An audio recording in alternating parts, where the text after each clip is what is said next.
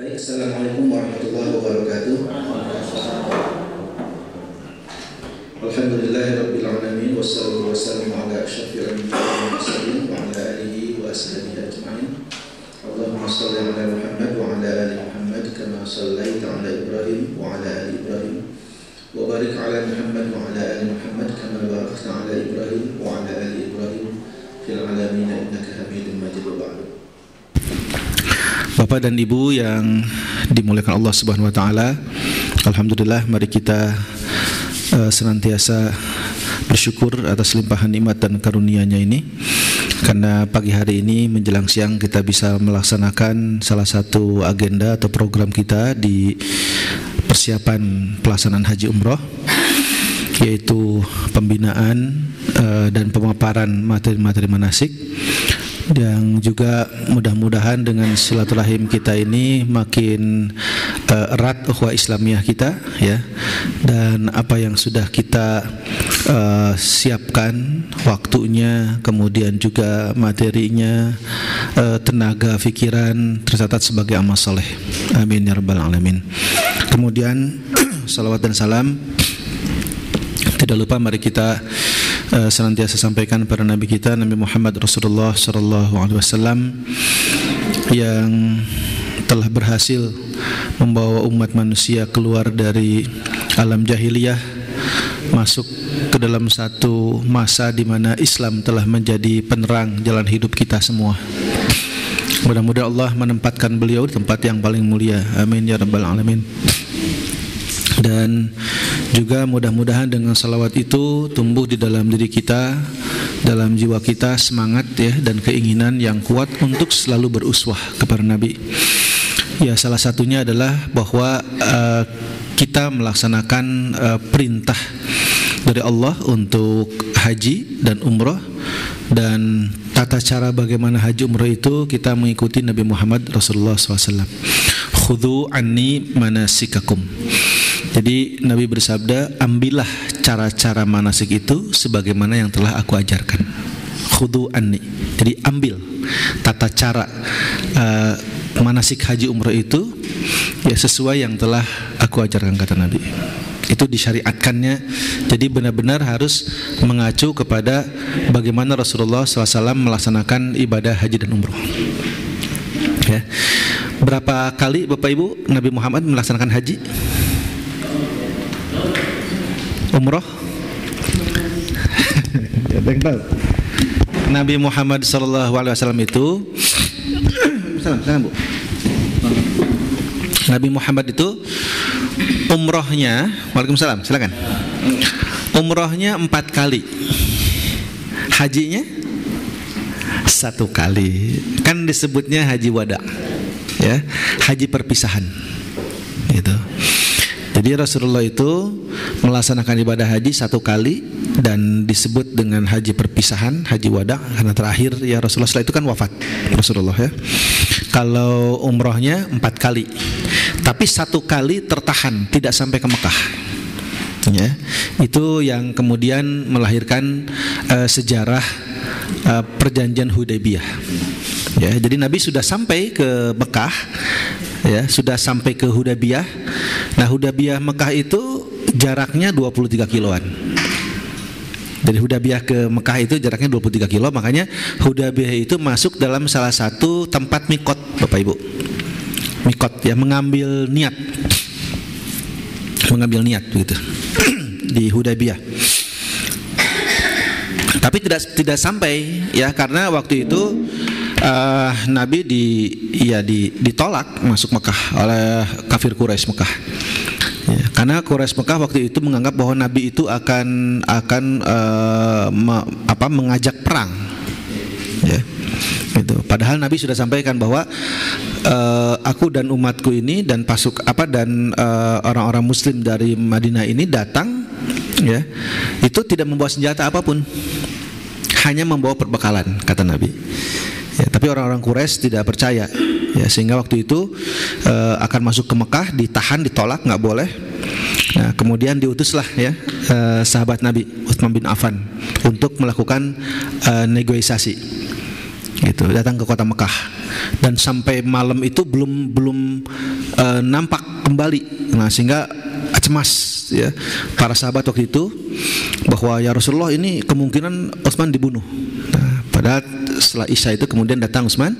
Nah, dari situ kemudian pada masa-masa ketegangan itulah mereka bersumpah ya, berjanji bahwa akan melindungi Nabi itu apapun yang terjadi. Nah, tapi ketika itu ya Nabi kemudian faham ya, dan terus Allah bimbing gitu bagaimana menghadapi masa-masa semacam itu, akan beribadah karena sudah jatuh perintahnya ya untuk melaksanakan ibadah umroh, haji dan umroh gitu. Tapi tertahan itu karena kasus politik ya, karena politik itu. Makanya di Al-Qur'an itu sudah disebutkan ya gitu. Jadi kalau misalnya pergi ke Mekah hendak berniat umroh ataupun haji lalu tertahan, fa in uhsirtum famastaisara minal hadi, maka kamu harus menyembelih seekor kambing. Nah itu Pak Bu. Jadi bahwa kemungkinan bisa terjadi haji itu tertahan, tidak dilaksanakan, itu dari sejak awal ayatnya pun ada Pak. Jadi Nabi dengan catatan sejarah tadi secara tidak langsung memberikan tata cara fikih. Bagaimana kalau sudah niat akan umroh atau haji, sudah sampai di Mekah, kan sudah mikot ya, sudah niat, tapi nggak jadi tawafnya, tapi nggak jadi sa'inya, gitu. Sah nggak? Nah, boleh nggak? Gitu. Lalu kalau sudah niat, ya sudah mau haji mau umroh, pahalanya dapat. Tapi pelaksanaan syariat haji umrohnya tidak jadi. Nah, harus bagaimana kalau begitu? Harus menyembelih seekor kambing. Itu kaidahnya. Kan Nabi waktu itu menyembelih. Jadi jangan dulu mencukur rambut tahalul, tapi sebelum kamu menyembelih seekor kambing. Itu ada di Al-Baqarah ya, tata cara bagaimana secara fikih dan seterusnya gitu. Nah, jadi Nabi umroh 4 kali ya. 1 kali tertahan, 3 kalinya baru bisa masuk ke kota Mekah. Dan hajinya adalah sekali, haji wada, dan tidak mendapatkan gelar haji Haji Muhammad, enggak ya. Beliau sudah berkarakter haji Pak Bu ya, sudah berkarakter haji. Di awal sempat saya sampaikan ya, kalau haji itu label ataupun ya gelar haji itu ya boleh jadi itu juga dulu ada unsur-unsur politik, di mana VOC waktu itu atau pihak Belanda yang menjajah Indonesia itu khawatir ya kalau orang-orang Islam yang sudah ke haji itu kemudian kembali itu membawa semangat perubahan, semangat baru, semangat untuk berjuang mempertahankan kehormatan agama dan dirinya sehingga melawan penjajah gitu Pak Bu. Maka ditandai sanu ke yang udah berangkat haji ya gitu. Tapi akhirnya menjadi tradisi kan sampai sekarang ya, Bapak Ibu juga nanti kalau sudah melaksanakan haji ya pulang pasti ada yang memanggil Ibu Haji ya, Pak Haji. Teu acan angkat lagi sok ayahnya gitu. Tukang dagangnya, atuh Bu Haji lah cenah peser heula ieu. Amin sekarang. Padahal teu acan angkat. Tapi sok gitu Pak, pami kabungkul teu acan angkat gitu nya. Temen balanja naon teh, satulah Pak Haji cenah yo sakitu we sakitu. Teh doa teh meureun teh ka itu nya alhamdulillah. Jadi akhirnya ya haji juga gitu. Bapak Ibu, saya ingin perlihatkan sedikit saja ini tayangan tentang ibadah haji ya.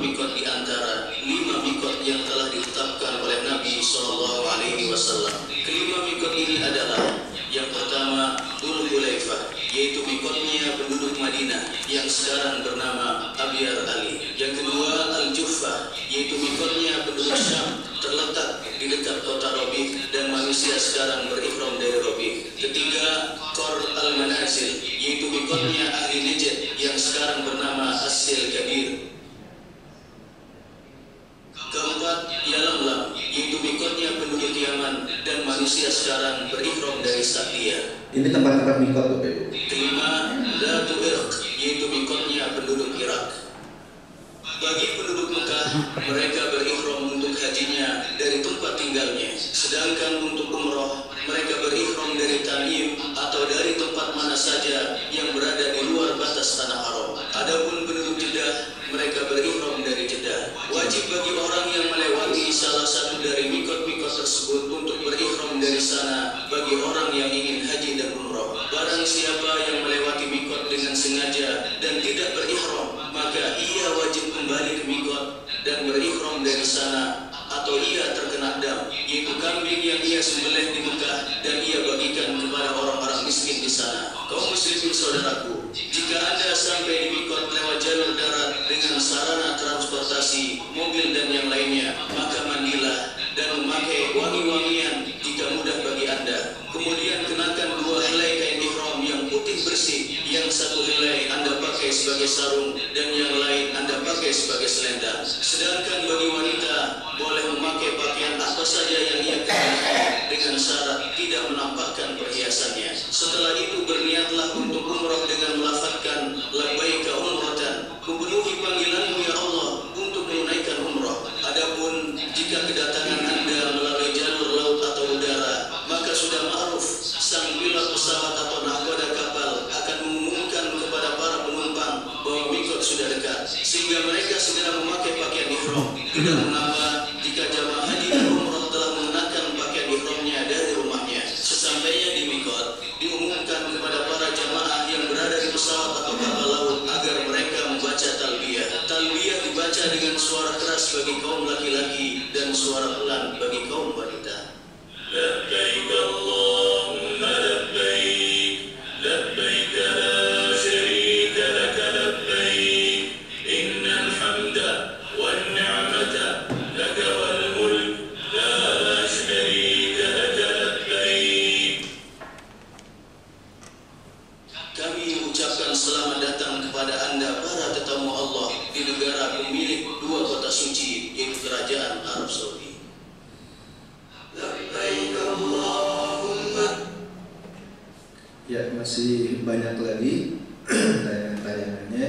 Jadi setiap fase proses manasik itu ada videonya Bapak Ibu. Nanti bisa kita sampaikan. Ya. Nah, kalau tadi ada istilah mikot ya, ada istilah kemudian berihram, itu kan masih bagi yang belum pernah umroh atau haji, ini masih potongan-potongan informasinya ya. Itu apa sebenarnya mikot, apa itu yang maksud dengan ihram dan sebagainya. Baik. Mohon izin Bapak Ibu, saya menyampaikan yang pertama itu tentang haji dan umroh ya. Kita mulai dari pengertiannya dulu. Al-hajju itu artinya al-qasdu, Pak ya. Al-qasdu itu artinya menyengaja, bermaksud. Jadi haji, hajja yahujju itu artinya bermaksud atau menyengaja datang. Begitu ya. Itu secara bahasa. Nah, secara istilah yaitu sengaja mendatangi Baitullah atau Ka'bah untuk melakukan beberapa amal ibadah dengan tata cara tertentu dan dilaksanakan pada waktu tertentu pula sesuai syariat. Kan ada waktunya ya, yaitu 9 Zulhijjah nanti ke Arafah. Dan diniatkan semata-mata mencari ridho Allah. Itu haji Pak, secara istilah dan secara bahasa ya. Jadi bermaksud atau menyengaja. Nah, Bapak Ibu, lalu kedudukan hukum dari haji itu apa? Wajib, sunnah, ya, atau yang dianjurkan? Wajib atau sunnah? Haji. Wajib. Hanya catatannya adalah 1 kali seumur hidup. Itu pun manis tato'a ilaihi sabila, bagi yang mampu. Ya, begitu. Ada syarat wajib. Ya, 1 kali dalam seumur hidup selama dia masih hidup, diberi waktu oleh Allah. Nah, cuma ada pembatasan ya, jika mampu. Manis tato'a ilaihi sabila. Kalau tidak mampu bagaimana? Tetap harus diniatkan dulu untuk melaksanakan haji dan umroh. Itu kewajiban sebagai seorang muslim. Yang terakhir ya, rukun Islam yang terakhir, yaitu hijjul baiti. Nah, kalau begitu dalil bahwa itu wajib dari mana? Ya, pertama dari ayat Al-Quran. Ya, ada 3 surat. Satu surat Al-Baqarah 196. Nanti Bapak Ibu bisa baca ya. Ini kalimat pertamanya di dalam ayat itu. A'udzubillahi minasyaitonirrajim wa atimmul hajja wal umrata lillah. Dan sempurnakanlah ibadah haji dan umroh karena Allah. Wa atimmu itu perintah, sempurnakan. Berarti juga itu memiliki makna bahwa kita harus melaksanakan haji dan umroh. Ya. Waw ini waw penghubung. Jadi haji dan umroh paket 1 dan 2 begitu. Tapi haji dulu ya yang wajib. Kalau umrohnya sunnah. Tapi ketika haji itu pasti Bapak Ibu berumroh. Hanya ketika berumroh belum tentu berhaji. Itu bedanya. Kalau Bapak Ibu haji itu pasti umroh. Pasti. Ya. Tapi kalau Bapak Ibunya hanya umroh belum tentu melaksanakan haji. Karena beda waktunya, beda syariatnya ya. Yang kedua Bapak Ibu, di dalam surat Ali Imran 96-97. A'udzubillahi minasyaitonirrajim. Inna awwala baiti wudi'a lin-nasi lalladzi bi Bakkah mubarakan wa hudan lil alamin. فيه آيات بينات مقام إبراهيم ومن دخله كان آمنا ولله على الناس حج البيت من استطاع إليه سبيلا ومن كفر فإن الله غني عن العالمين. Lalu di surat 22, ini surat Al-Hajj khusus ya, ada surat namanya Al-Hajj. وَأَذِّنْ فِي النَّاسِ بِالْحَجِّ يَأْتُوكَ رِجَالًا وَعَلَى كُلِّ ضَامِرٍ يَأْتِينَ مِنْ كُلِّ فَجٍّ عَمِيقٍ. Nah, itu surat Al-Hajj ayat 22. Jadi dalil yang menunjukkan wajibnya ibadah haji itu ada 3 ayat. Satu Al-Baqarah 196, yang kedua Ali Imran 9697. Nah, terutama pada ungkapan ini, walillahi 'alan nasi hajjul baiti man istata'a ilaihi sabila. Nah, ini ungkapan man istata'a itu yang mampu ya, begitu.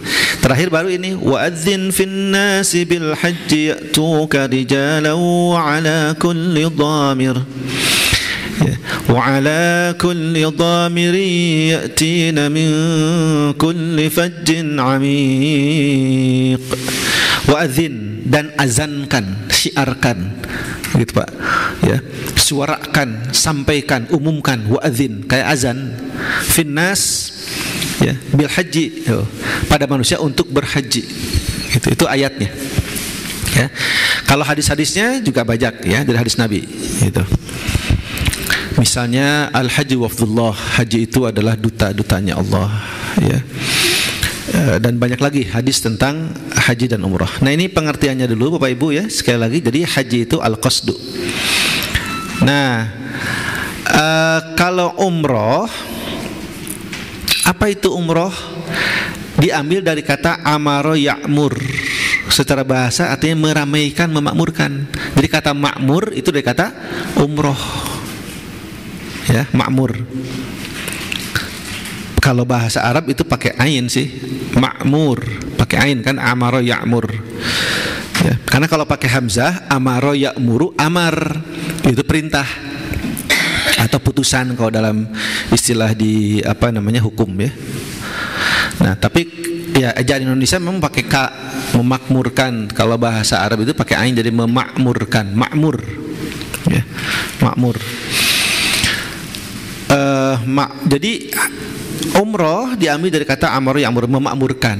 Nah, oleh karenanya secara istilah umroh itu adalah berkunjung ke Baitullah dengan melaksanakan syarat dan rukun tertentu untuk memakmurkan, meramaikan, menghidupkan masjid ya, Masjidil Haram, termasuk dengan apa? Dengan tawaf gitu Bu, dan sa'i. Itu maksudnya ya.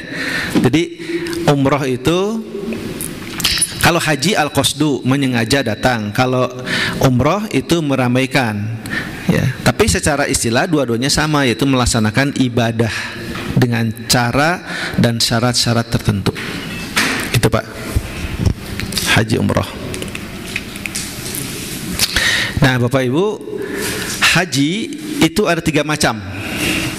Ya, satu namanya haji tamattu.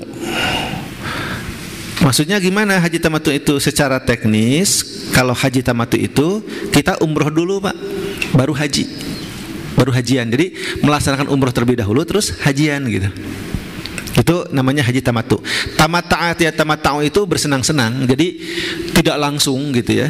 Ada waktu, ada jeda untuk menunggu sampai tanggal 9 gitu. Ya, namanya haji tamattu. Nah haji tamattu ini umumnya dijalankan oleh jemaah haji dari Asia. Jadi Malaysia, Indonesia, Filipina, ya, dari Asia Tenggara juga sama. Ya. Kalau Australia juga karena dia arahnya dari Asia, misalkan jalannya mungkin saja dia juga mengambil haji tamattu. Ya, pokoknya siapapun lah sebetulnya ya, tidak hanya Asia, siapapun dari negara manapun, kalau dia niatnya itu adalah melaksanakan umroh terlebih dahulu, kemudian haji, itu namanya haji tamattu. Ya. Nah yang kedua Bapak Ibu namanya haji ifrad, fard. Jadi terpisah, sama dengan kebalikan dari tamattu. Kalau ifrad itu haji dulu, kemudian umroh.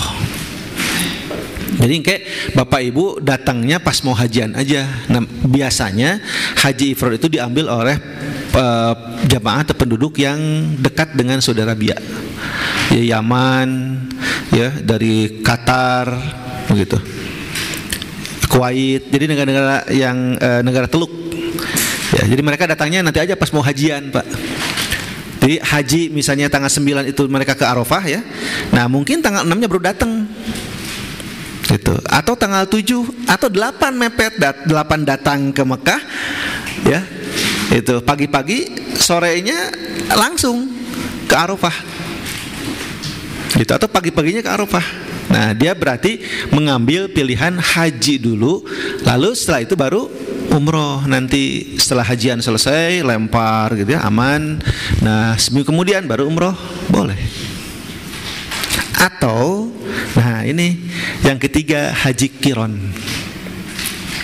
Kalau haji qiron itu adalah umroh dan haji dilaksanakan secara bersamaan. Jadi niatnya itu langsung 2 ya. Labbaik Allahumma umratan wa labbaik Allahumma hajjan. Itu umroh dan haji disatukan. Nah ini juga bagi yang sangat sibuk biasanya ya. Jadi tidak lama di sananya, pokoknya mengambil haji tapi juga pengen langsung umroh, ya sudah disatukan. Makanya si kain ihramnya itu artinya tidak lepas, dalam pengertian berihramnya sangat kemungkinan lebih lama dibanding yang haji biasa. Jadi 5 hari, karena kan selama ke ihram untuk umroh langsung haji, begitu. Atau hajian langsung beresin umroh. Ya, jadi ada 3. Nah pilihan orang Indonesia biasa mengambil haji ini Pak, Bu, haji tamattu. Karena berangkatnya pun kita kan jauh ya, jauh-jauh sebelum hajian gitu. Jadi misalnya Maret itu sudah Idul Fitri ya sekarang? Apa Mei? April? April Idul Fitri. April, Mei, Juni kan ya? Juni dan Juli itu. Jadi Mei akhir itu sudah ada yang berangkat, atau Mei pertengahan. Mei pertengahan kemungkinan ada berangkat Pak, karena makin mundur ke sini. Ya Bu ya. Mei jadi sudah ada yang berangkat gelombang 1 tuh. Kloter 1, gelombang 1. Wah, gitu ya. Dan per 5 menit kurang lebih ya, per 5 menit itu pesawat take off dan juga ini ya, landing di sana di bandara Saudi Arabia, di Jeddah maupun di Madinah. Begitu sibuknya nanti bandara Jeddah dan Madinah itu Pak, Bu. Karena seluruh dunia kan. Jadi selesai landing Indonesia, datang Pakistan. Pakistan selesai, datang India. India selesai, datang Afrika. Wah, gitu Pak, Bu. Luar biasa itu haji ya. Jadi Bapak Ibu nanti akan menyaksikan bagaimana ya manusia itu dari berbagai bangsa, berbagai bahasa berkumpul berkumpul dalam satu waktu semata-mata untuk menyampaikan rasa syukur kepada Allah dalam bentuk ibadah manasik itu dan menyatakan tauhid, keyakinan yang utuh tentang Allah dengan ucapan labbaik Allahumma labbaik. Nah, tadi ya, aku datang hari ini ya Allah, ya, dengan segala kekurangan, ya, dan dosa-dosa yang masih ada pada diriku. Aku mohon ampun ya Allah kepadamu. Labbaik Allahumma labbaik. Nah, Bapak Ibu nanti akan merasakan bagaimana suasananya di sana ya ketika kita bertalbiyah, gitu. Karena talbiyah juga memang secara kaidah fikihnya dibaca, dilantunkan setelah berniat, ya, niat. Dan niatnya niat tempat di sana. Niat itu ada dua, ada niat waktu, ada niat tempat. Jadi niat zaman, niat zamani dan miqat makani. Nanti miqat itu niat mengambil niat di tempat tertentu yang tadi di awal ya. Bapak Ibu lihat ada 5 tempat yang disampaikan. Baik, jadi haji kita adalah haji tamattu ya Bapak Ibu ya. Nah, jadi kalau mengambil pilihan yang pertama nanti ada beberapa konsekuensi memang secara kaidah. Nah, sekarang manasik untuk haji umroh ini, jadi nanti Bapak Ibu akan diberikan dasar-dasar pengetahuan itu 3 ya, yang terkait dengan ibadah haji umrohnya dari KBIHU atau juga ini karena kita adalah melaksanakan amanat undang-undang yang dalam hal ini dari Kemenag ya, juga dari pemerintah, di mana ada pembinaan ya, penyampaian materi. Satu tentang kaidah fikihnya Bapak Ibu ya. Yang kedua itu teknik perjalanan, rute, alur segala macam ya. Nah, kemudian yang ketiganya doa-doa. Gitu. Jadi 3 itu saja sih. Kayak ziarah masuk ke alur nanti ya. Jadwal-jadwal apa yang akan dilaksanakan di sana juga masuk di alur perjalanan. Nah, jadi 3 itu saja sebetulnya. Nah, oleh karena itu apa yang mesti disiapkan untuk memahami haji umroh ini? Ada 3. Yang pertama niat ya. Yang kedua kaifiyat, tata cara. Kaifa itu bahasa Arab, kaifiyah itu tata cara atau ilmunya. Jadi niat pastinya sudah harus ditekankan betul dalam hati tadi ya, wa atimul hajja wal umrata lillah. Jadi ikhlas semata-mata karena melaksanakan perintah Allah. Itu saja Bapak Ibu. Kalau sudah ini niatnya pasti ya, kita mohon bisa sampai ke Mekah dan ke Madinah untuk melaksanakan haji dan umrah. Yang kedua kaifiyat, ilmu, tata caranya. Jadi mana yang rukun, mana yang wajib, mana yang membatalkan, mana yang kalau lewat atau terlanggar harus terkena sanksi dan sebagainya, itu di tata cara ya, di fikihnya. Yang kedua Bapak Ibu hikmah, filosofinya. Ya. Apa hikmah tawaf? Apa maksud dari tawaf, sa'i?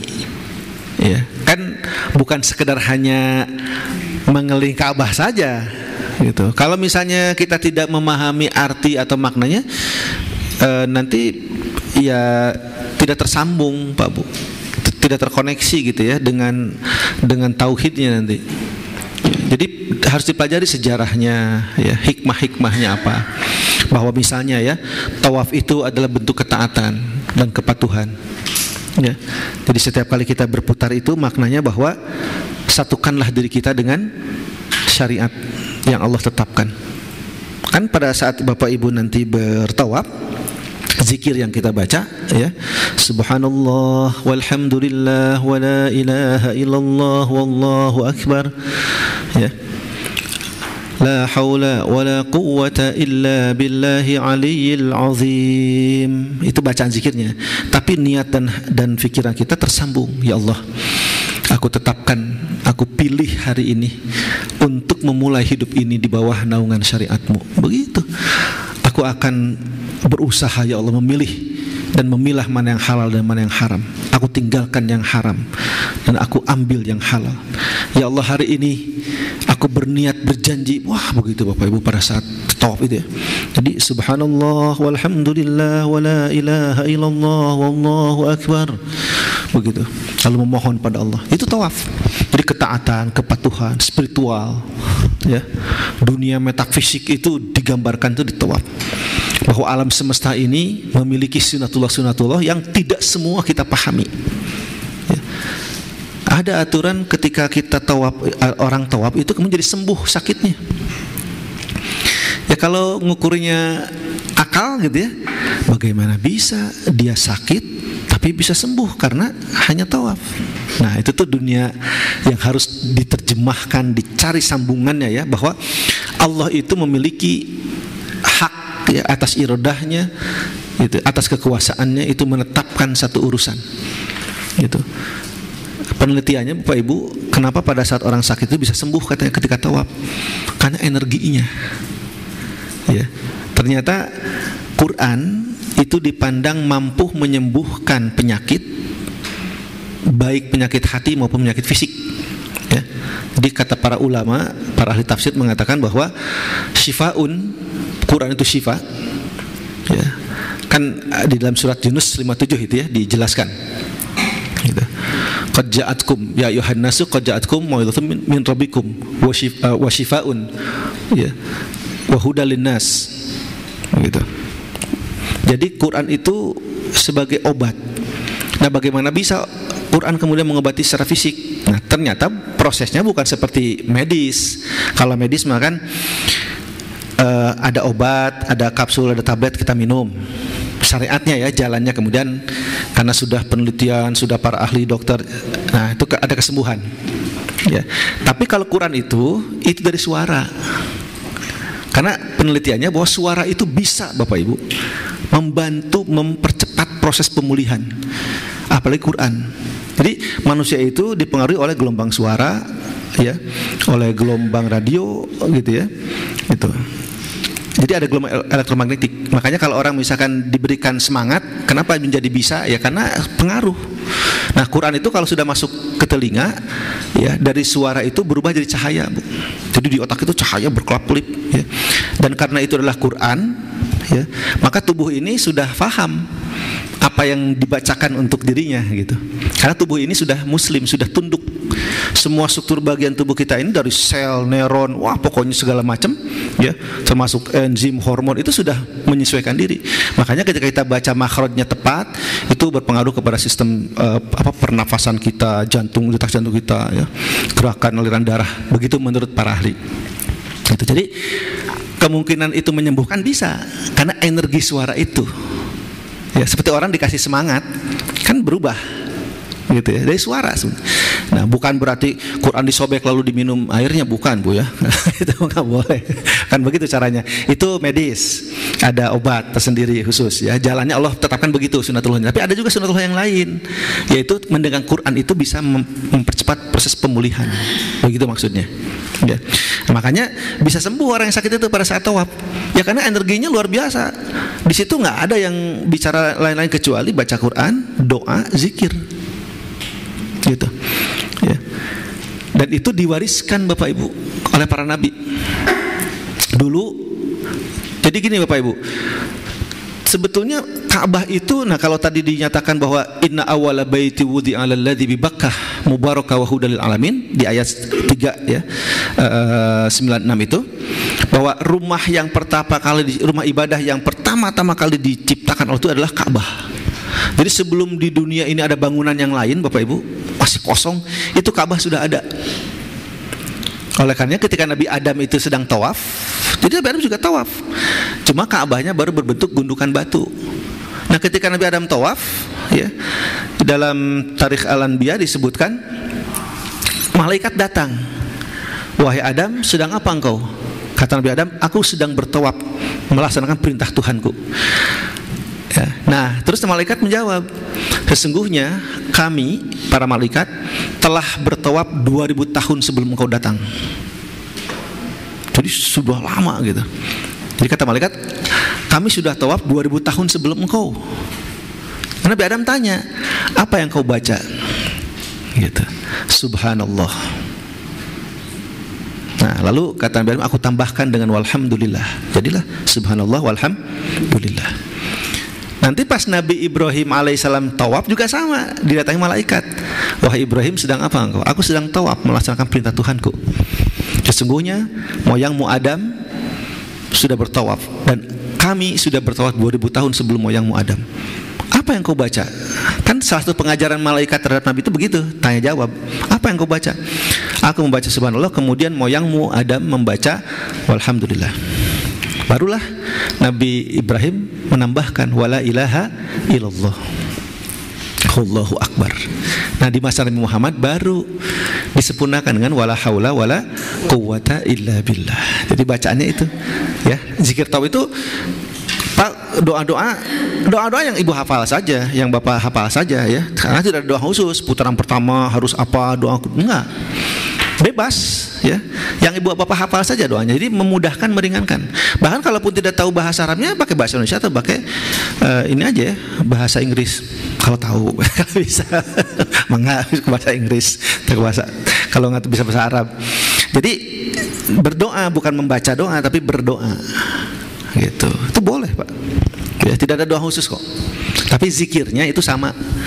Subhanallah walhamdulillah wala ilaha illallah wallahu akbar wala haula wala quwwata illa billah. Sudah hafal. Nah, baru nanti ada doa yang sama di seluruh dunia, yaitu Rabbana atina fid dunya hasanah. Tos we eta Bu apalkeun mah. Jadi tong Pak bingung ngapalkeun non we nya. Ibu ngapalkeun mah 3 1 niat labbaik Allahumma hajjan, udah. Yang kedua talbiyah, yang ketiga Rabbana atina, tos. Ketawa tilu. Ya selebihnya bangga ya, yang lain kalau hafal. Nah, jadi filosofinya Bapak Ibu harus dapat ya, hikmahnya. Apa sih yang maksud dengan tawaf? Apa itu sa'i? Ya, sa'i itu kan mengajarkan sejarah, peradaban ya, kemudian materi itu. Pengorbanan itu di sa'i. Jumroh itu apa sih maksudnya? Itu kan berarti merubah, mengganti, lempar tuh kebodohan dengan ilmu. Jadi kerikil itu bekal kita ya. Hindari, jauhkan, lemparkan kebodohan itu dengan ilmu. Dari lalai menjadi ingat, dari kufur menjadi tauhid ya, dari syirik tuh ya, menjadi berakidah yang benar. Itu jumroh. Karena segala sesuatu yang setan sampaikan itu kan pada intinya dia menyesatkan. Nah, supaya tidak sesat bagaimana? Mesti ada pengetahuannya, Pak. Kan kata Nabi, al-mu'min baina khamsi syada'id. Seorang mukmin itu akan diuji dengan 5 ujian. Gitu ya. Yang pertama ujiannya dari mukmin lagi. Mukminun yahsuduhu. Ujian pertama Bapak Ibu akan diuji dari mukmin lagi, orang beriman lagi, tapi orang itu berlaku atau bersifat hasad pada diri kita. Dengki ya. Jadi ada orang yang dengki pada kita. Hasad itu menginginkan nikmatnya terputus, nikmat kita terputus dari Allah dan pindah ke yang lain. Gitu. Ya. Makanya utamakan, awali kalau kita dapat nikmat itu dengan alhamdulillah dulu. Karena bisa jadi ada orang lain yang tidak suka. Di satu mukmin yahsuduhu. Yang kedua munafikun yabgoduhu, orang munafik yang membenci. Itu ujian kita tuh. Ya, orang munafik itu pasti benci pada orang yang beriman, yang imannya kokoh gitu. Ya. Yang ketiga wa kafirun yuqatiluhu, orang kafir yang memeranginya. Nah, sekarang kayak di Palestina. Ya, itu ujian buat mereka itu, keimanan. Orang kafir memeranginya. Nah, yang keempat itu wa nafsun tunazi'uhu, nafsunya yang selalu ya menentang. Kalau kita mau berbuat baik kan sok ayahnya punya konflik heula. Kayak infak entongnya gitu. Pas udah infak, padahal mah teh ulah sakitunya, tahu aya wae. Sudah infak pun gitu ya. Padahal mah ulah sakitu tadi teh sakieu we. Nah, ada penyesalan. Jadi tidak pernah, nafsu itu selalu menghalang kita berbuat baik. Nah, yang kelimanya wasyaitonu yudhiluhu, dan setan yang selalu menyesatkan gitu. Jadi Waalaikumsalam, silakan. Mangga, silakan. Waalaikumsalam warahmatullahi wabarakatuh. Mangga.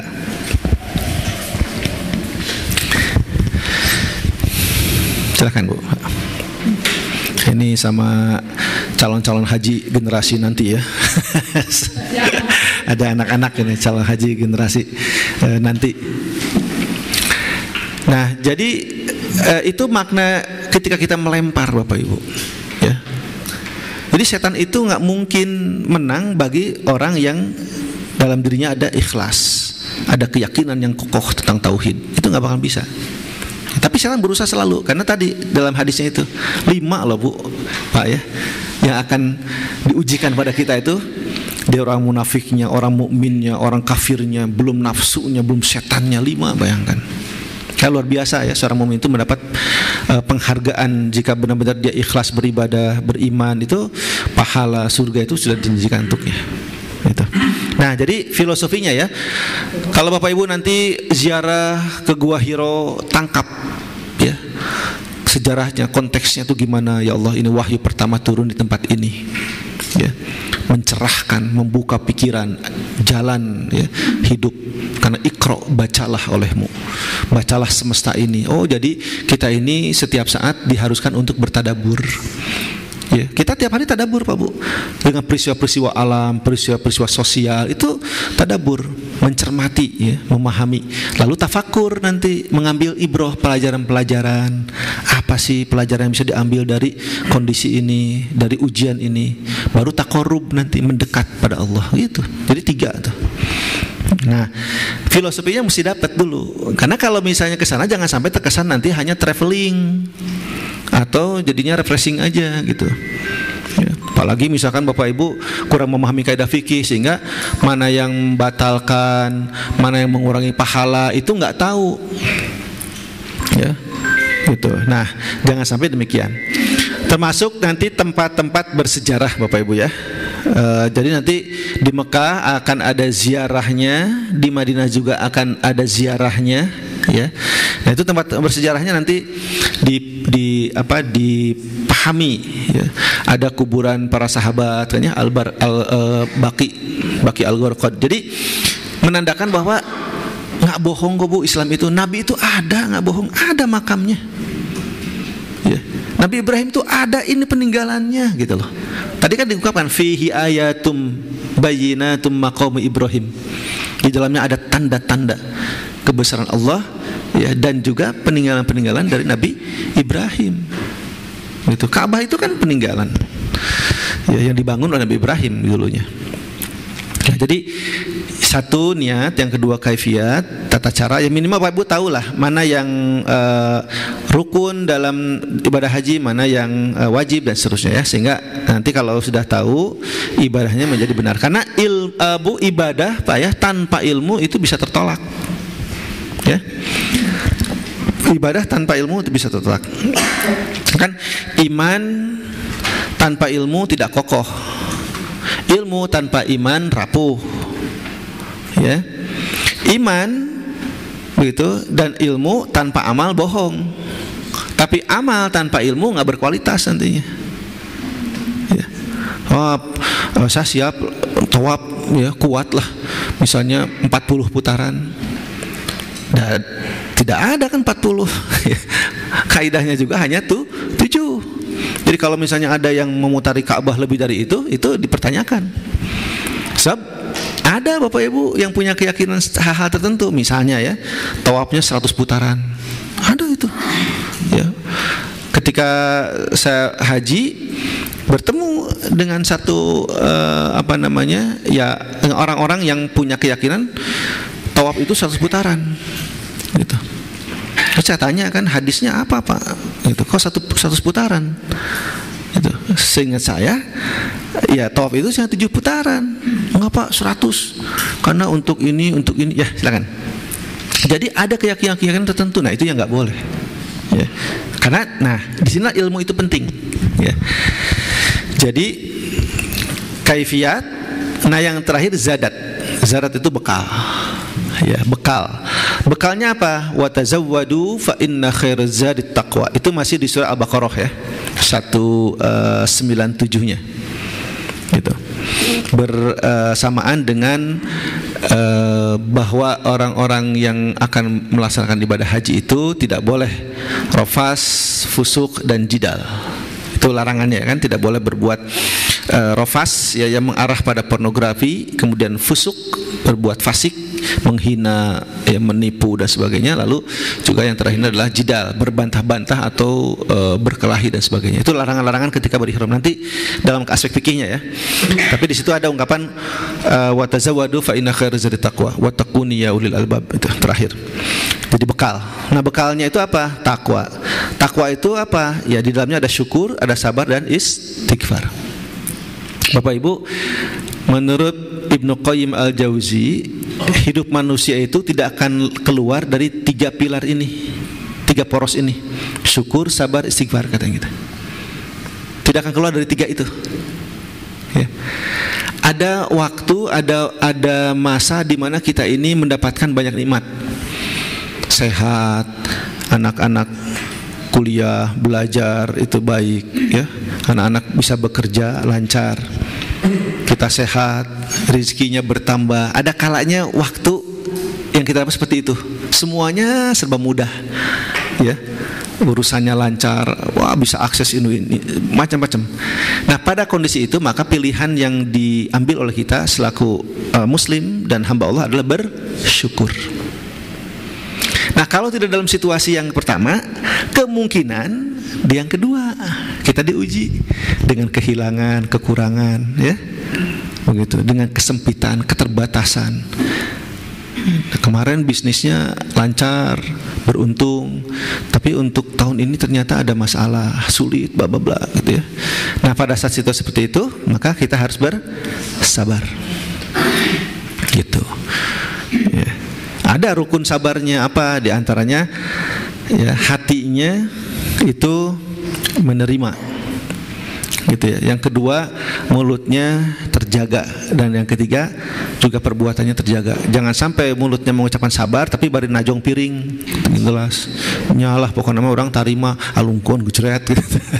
Itu sama, itu bukan sabar katanya. Jadi harus 3, hati, pikiran, dan perbuatan itu sama. Syukur juga sama begitu, menerima bahwa semua ini karena pemberian Allah, bukan karena kita, bukan karena kehebatan, kemampuan kita, tapi ini benar-benar Allah yang memiliki semuanya dan dititipkan pada kita, gitu.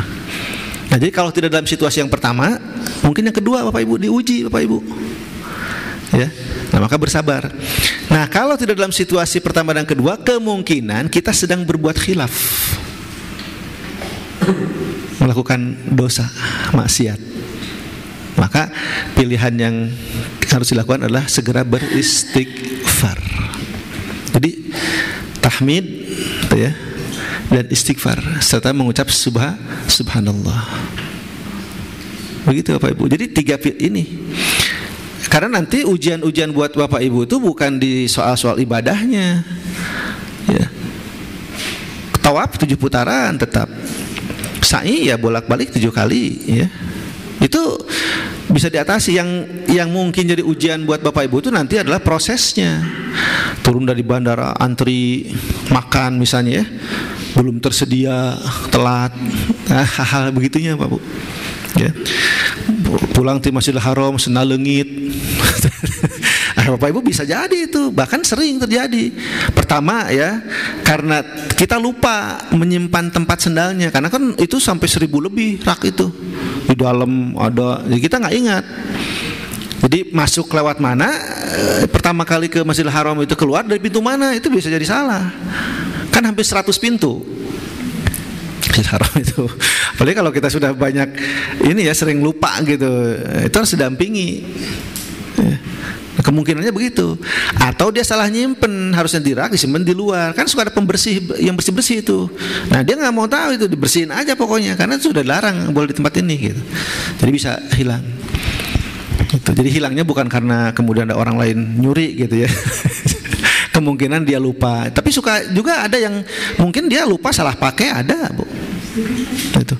Saya juga begitu di Masjid Nabawi disimpan aja.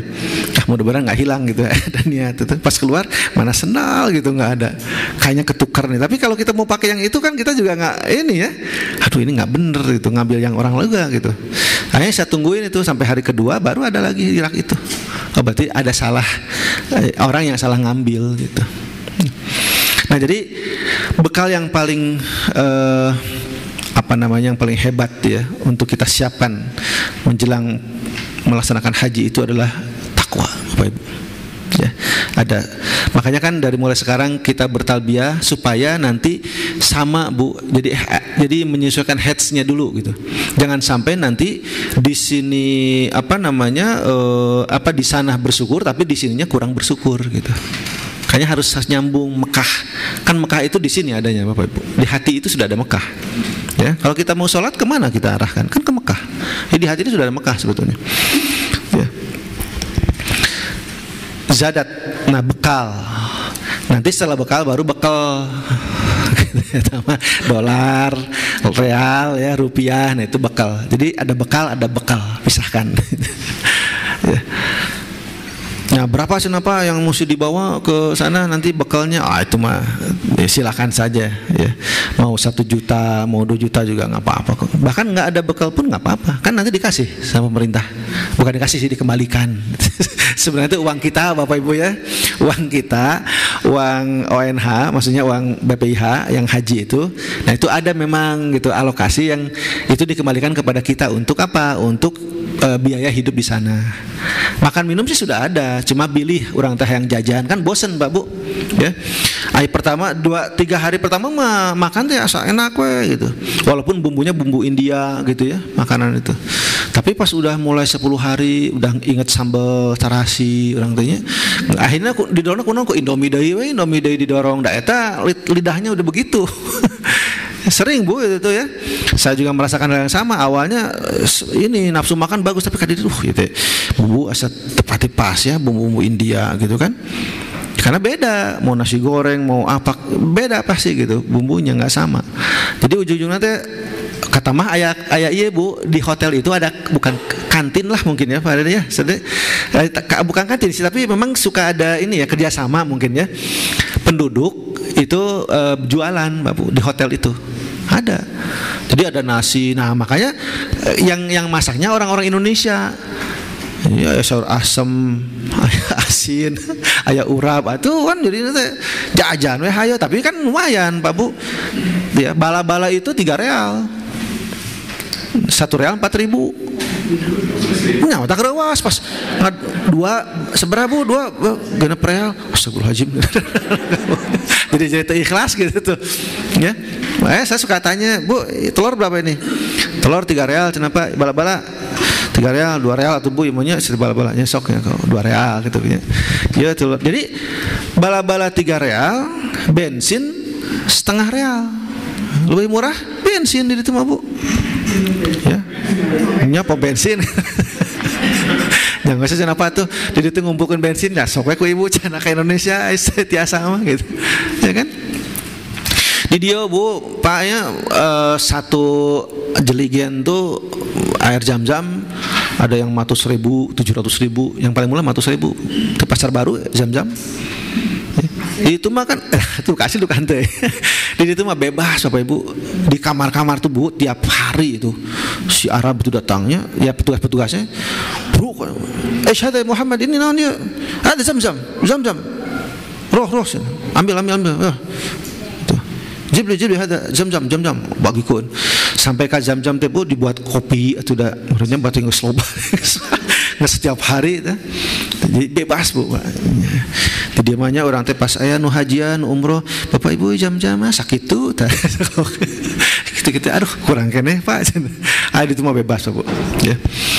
Nah, jadi semua perjalanan proses itu Bapak Ibu syukuri ya, jalani dengan tenang. Nah, hatinya yang harus benar-benar siap itu misalnya. Nah, diujinya di sana gitu. Ya, pas lagi tawaf misalkannya, ya HP hayuh we berdering. Sering Bapak Ibu, padahal pada saat tawaf kata Nabi kan at-tawafu bil bait salatun. Tawaf di Baitullah itu seperti salat, fa'aqilul kalam, maka sedikitkan bicaramu. Ya. Jadi bedanya sholat dengan tawaf itu adalah kalau tawaf boleh berbicara, tapi yang penting saja. Selebihnya syaratnya sama dengan sholat, harus wudu kan. Kalau batal diulangi ya tawafnya, atau sambung tapi caranya nanti bisa tayamum misalkan ya. Nanti dalam proses ibadahnya itu dijelaskan. Nah, tapi sedikitkan bicaramu kata Nabi, boleh bicara tapi sedikitkan. Yang penting saja kalau lagi tawaf, subhanallah walhamdulillah wala ilaha illallah.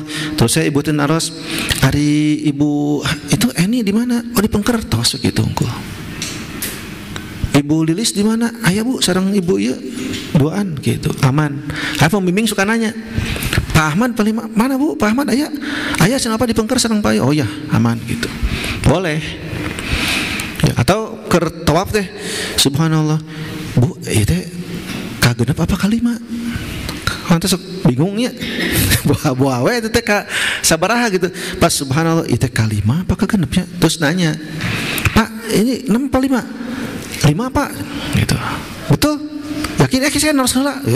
Harus dari yang lain. Pak ini 5 apa 6? Nah mesti ada yang inget itu. Makanya kan ada cara yang karet ya dipindah, ada yang pakai bilangan, hitung lah gitu, pakai tasbih bisa terserah, atau pakai isyarat doa. Pokoknya ada 7 doa yang dihafal. Doa untuk orang tua, doa untuk keluarga, doa minta kekokohan iman, doa misalnya minta rezeki.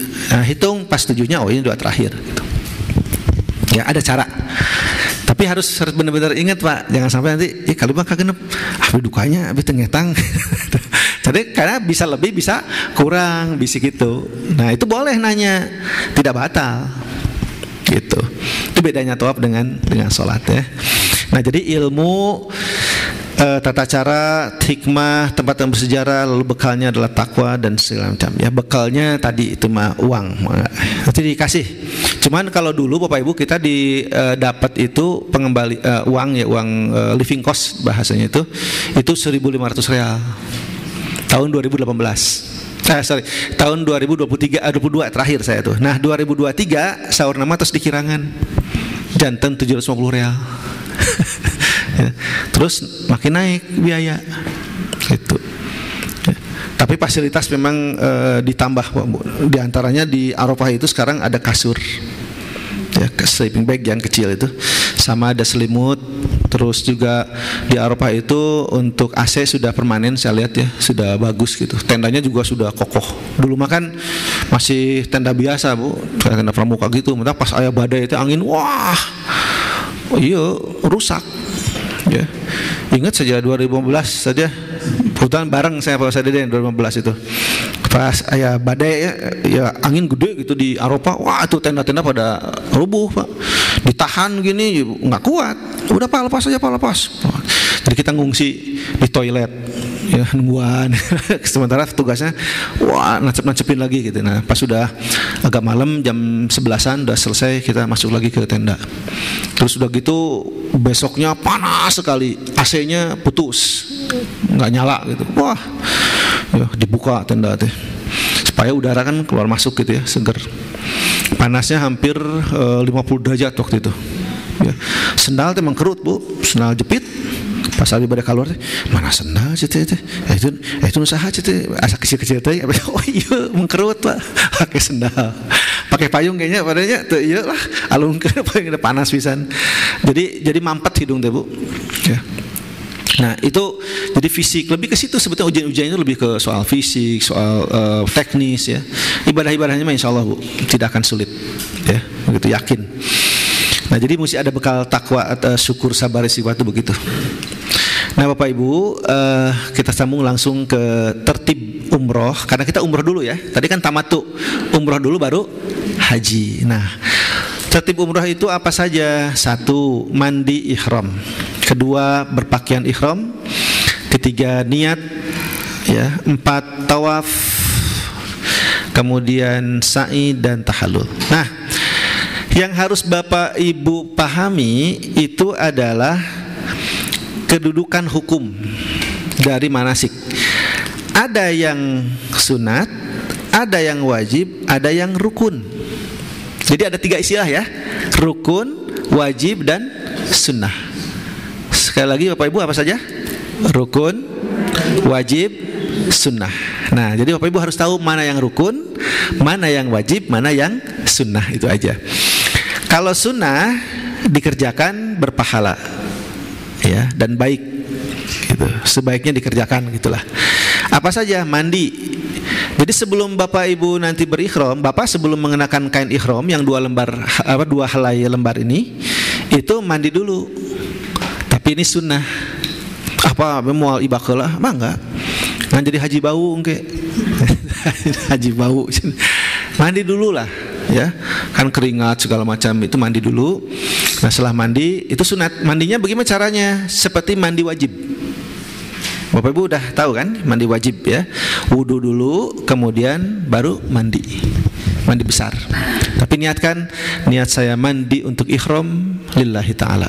Itu tata caranya cuma seperti mandi wajib, itu semua harus terbasahi gitu ya. Nah setelah selesai mandi pakai sabun boleh ya, karena belum berihram. Nah sudah mandi baru Bapak Ibu mengenakan kain ihram. Untuk laki-laki kan 2 helai kain itu, bawah dan atas ya. Jadi kata Nabi, fal yuhrim ahadukum bil izari bi izarin waridain. Hendaklah engkau fal yuhrim.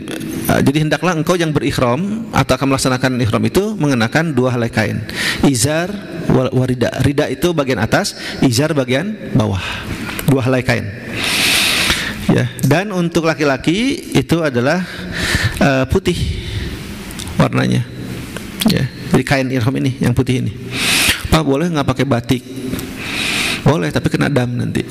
Nah, jadi hukumnya wajib. Kalau ditinggalkan, kalau tidak dilaksanakan maka kena sanksi gitu, dam. Tapi sah hajinya, sah. Nah kalau rukun Bapak Ibu itu kalau nggak dikerjakan batal hajinya atau umrohnya, nggak bisa, harus diulang. Apa? Niat. Pada saat sudah berihram ini kan nanti ada niat tempat tuh, ya. Itu jadi niat itu nanti Pak Bu di sana ada tempat-tempat tertentu. Ada 5 ya, nanti saya akan sampaikan. Ada 5 tempat. Nah pada saat sudah berihram, berangkat ya ke Mekah, tapi nggak niat. Nah itu tuh berarti tidak sah. Itu rukun ya. Jadi rukun itu kalau tidak dikerjakan batal hajinya, batal umrohnya. Tapi kalau wajib dalam ibadah haji itu, kalau nggak dikerjakan dia terkena sanksi. Tapi sah nggak? Sah. Jadi Bapak Ibu ingat yang rukun itu apa saja? 1, niat ya. Niatnya tadi tuh sama Pak Dede sudah disampaikan ya, dilatihkan. Jadi pada saat kita mau umroh niatnya labbaik Allahumma umrotan. Itu aja yang pendek lah Bu. Atau badan panjang? Pendek. Labbaik Allahumma umrotan. Cekap. Nah berangkatlah dari Madinah. Kalau ibu bapak gelombang 1 itu ke Madinah dulu. Karena 2 gelombang ya pemberangkatan haji Indonesia itu. Gelombang 1, gelombang 2. Gelombang 1 ke Madinah, gelombang 2 nanti ke Mekah. Nah kalau bapak ibu berangkatnya jauh-jauh hari sebelum hajian ke Madinah, namanya gelombang 1. Berarti dari mana nanti niat ihramnya? Niatnya dari Masjid Bir Ali, ada tempatnya khusus. Dari Madinah keluar 3 kilo kurang lebih, baru nanti dari masjid itu berangkat ke Mekah sudah niat di sini. Nanti dipandu. Bapak Ibu sudah mandi semua, sudah. Bapak-bapak sudah dilepas kaosnya, celana dalamnya sudah. Tuh, ini dulu. Ibu-ibu ya dirapihkan jilbabnya, jangan sampai ada rambut yang terlihat, rapihkan. Sudah pakai kaos kaki, ya, gitu ya. Kalau ibu-ibu kan tidak terlalu ketat ya, karena baju bebas, gitu. Tidak harus putih loh Bu. Mau hitam juga boleh.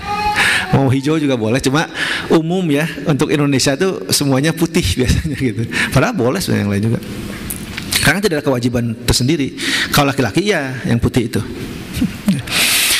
Nah, jadi pada saat itu kemudian dipandu oleh pembimbing. Baik Bapak Ibu, kita akan segera melaksanakan umroh. Kita niat sekarang di masjid ini, langsung kita menuju Mekah. Sama-sama labbaik Allahumma umratan baru. Nah setelah itu baru talbiyah di bus itu. Ya. Nanti ada istirahatnya, dan bisnya juga ada bis ya ada toiletnya Bu di belakang. Bis yang disiapkan oleh pemerintah Arab Saudi itu yang ada toiletnya. Karena memang kan jarak dari Madinah ke Mekah itu 450 kilo ya kurang lebih. Itu cuma 1 kali istirahat. Gitu. Itu jarak tempuhnya kurang lebih waktunya ya 6 jam lah. Biasanya pada zuhur itu kita sudah siap-siap berangkat. Udah makan ya, jam 2 itu berangkat, nyampe jam 9 biasanya, 9 malam. Ini ada makan, ada ya di tengah jalan, maksudnya di tengah-tengah perjalanan itu nanti rehat, sholat maghrib, isya di jama itu ada makan biasanya. Kalau nggak sempat berarti nanti pas di sana makan dulu di Mekah itu, sebelum umroh tuh makan dulu ke hotel dulu tuh. Jadi simpen tas gitu ya. Wah prosesnya itu Bu capek memang ya, karena kita kan dari Madinah mau ke Mekah itu bawa tas gede juga kan, karena dari Mekah mau haji terus pulang ke Indonesia, nggak ke Madinah lagi. Nah yang dari Mekah nanti ada ke Madinah kan disilang. gitu. Gelombang 1 udah pulang, gelombang 2 langsung ke Madinah. Gitu ya terus silang. Itu mengatur kepulangan kepergian, Bu, sebetulnya waktu itu. Jadi kenapa haji itu 40 hari padahal pelaksanaannya cuma 5 hari. Umroh itu cuma 1 malam kok. Ya, umroh itu nggak lama, cuma 1 malam.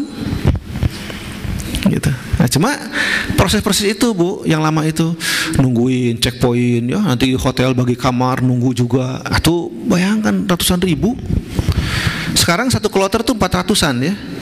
Dengan petugas kan 430 berapa lah gitu. Ada 3 petugasnya 5 orang. Beda-beda, ada yang 430, 420 tergantung. Intinya sih ada di 400-an satu kloter itu. Nah, satu kloter itu datang ke hotel yang sama kan. Terus dibagi kamar. Sok 400 orang kan ya. Ibu yang saha, kuncinya nu di mana? Wah, can nu teu apal kunci kan. Ya, sudah 2 jam kekuringan wae. Bu, belum masuk kamar. Bapak cenah abdi kuncina teu aya. Eta ku ibu disecepeng. Oh iya kunci teh. Disangka kunci teh nu kieu teh meureun nya. Padahal kunci kartu, Pak. Ya maklum lah. Itu kan dari daerah ya. Gitu. Jadi dari daerah jauh gitu kan, dari kampung ya, mungkin belum pernah ke hotel. Belum pernah naik pesawat, jadi nggak tahu. Padahal itu cepeng, aja mata apa itu nacina cep nomorna, tempau kabeh teh. Tah mah ieu teh lantai 7 berarti nomor 700 sekian. Diantarkeun Pak Bu ka luhur. Aya tos ka luhur teh, ayo tasna mana? Duka cenah. Aduh Allahu Akbar. Eta tasnya yang petugasnya lapor. Kenapa di lantai 2 semua tadi udah wah kahanap heula Bu, pilihan deui dicampur jeung baturnya nak. Sampai ada yang ketukar kan tasnya seminggu loh itu baru ketahuan. Itu tuh itu tuh ujian itu Pak Bu tadi, kesabaran ya. Ya kan orang lamun teu ieu mah langsung kan. Wah, ngamuk gitu. Itu hati-hati ya. Jadi harus banyak bersabar. Nah, sampai di sana nanti langsung, jadi sampai di Mekah ke hotel, makan, baru jam berapapun kita datang selesaikan umroh. Langsung tawaf. Nyampe misalnya ke Mekah jam 10 malam, langsung turun hotel, jam 11-nya langsung masuk ke Masjidil Haram. Ulah nungguan, Pak senang kayak tuh rada jarang nu tawafna, moal aya Bu, Pak jarang. Kayak rada sepi lah kayak itu, nggak bisa. Pasti penuh tawaf mah. Ya, jadi ulah kepikiran. Paling kalau mau jeda itu kalau jamaah belum makan, mau istirahat dulu sebentar baru. Ya. Jadi nggak ada istilah, Pak gimana kalau nanti jam subuh saja setelah sholat subuh mungkin ada kosong. Wah, justru makin padat. Itu mendingan langsung selesai jam 11 datang, siap-siap langsung di komando. Bapak Ibu segera turun, ditunggu di ruang lobi. Kita berangkat. Nanti dijemput bus kan, ada bus. Nah, hajian mah ya bus salawat Bu. Jadi muter terus 24 jam. Mau ke haram kapanpun Bu gampang. Asal tahu aja nomor 5 bis Indonesia Hotel Nurang. Tos we jam 2 ke haram, mau sendiri mau berdua bertiga bisa. Ya langsung sholat tahajud apa gitu. Nah, Bu setelah tawaf nanti ada sholat di belakang makom Ibrahim. Apa hukumnya? Sunnah. Kalau nggak sholat sah nggak hajinya? Sah nggak umrohnya? Sah gitu. Nah, lalu sa'i ini rukun. Kalau nggak sa'i batal hajinya, nggak boleh. Harus batal umrohnya. Jadi tawaf rukun, sholat di belakang Ibrahim sunat, ini sa'i rukun. Boleh. Jadi Bu, kalau tawaf itu kan harus bebas dari hadas kecil ya, harus tetap berwudu. Nah kalau misalnya batal gimana? Tayamum saja. Ya, karena kan kita ngambil pilihan-pilihan hukum fikihnya yang memudahkan. Tayamum. Caranya gimana? Caranya ditepukan saja ke bagian belakangnya. Ya, kalau ibu-ibu atau ke kain ihram sendiri boleh. Gitu ya. Masuk tangan. Nah, ya. Ini dulu ya, buka kemudian tangan, ya kan? Gitu. Sampai pergelangan. Ada juga yang sampai segini gitu ya. Tapi umumnya dalam fikih pakai sampai pergelangan saja. Jadi satu kali ya wudu, kemudian tepukan lagi ke sini baru tangan. Ya. Udah. Terus gimana? Teruskan. Ya, kalau misalnya pas putaran ke-4 batal ya kentut, ya udah tayamum sambung saja, berarti ke-5, ke-6 kudu selesai. Nah kalau mau pipis yang agak susah ini, makanya baiknya untuk tawaf mah ditahan dulu lah sebisa mungkin ya, diniatkan pokoknya dilancarkan, dimudahkan berdoa. Ya makanya minumnya diatur. Nanti banyak minumnya itu pas sudah tawaf saja. Ya. Karena kalau misalnya sa'i, walaupun kita batal itu masih sah tetap. Kalau sa'i itu boleh. Di sa'i misalkannya pengen minum dulu. Karena air zam-zam itu di setiap ini ada Pak. Semuanya ada zam-zam di Masjidil Haram itu. Jadi bebas kita mau dalam keadaan apapun mau minum bebas. Nah, sa'i begitu ya. Terus sa'inya, Pak Abdi mau ke toilet dulu silahkan Pak. Ke WC-nya. Nah kalau sa'i memungkinkan ke toilet karena posisinya Pak, jadi antara Safa dan Marwah itu nanti ada beberapa pintu ya, apalagi di Marwah itu tinggal keluar itu ada toilet kalau sa'i. Tapi kalau sedang tawaf itu agak susah karena jauh gitu.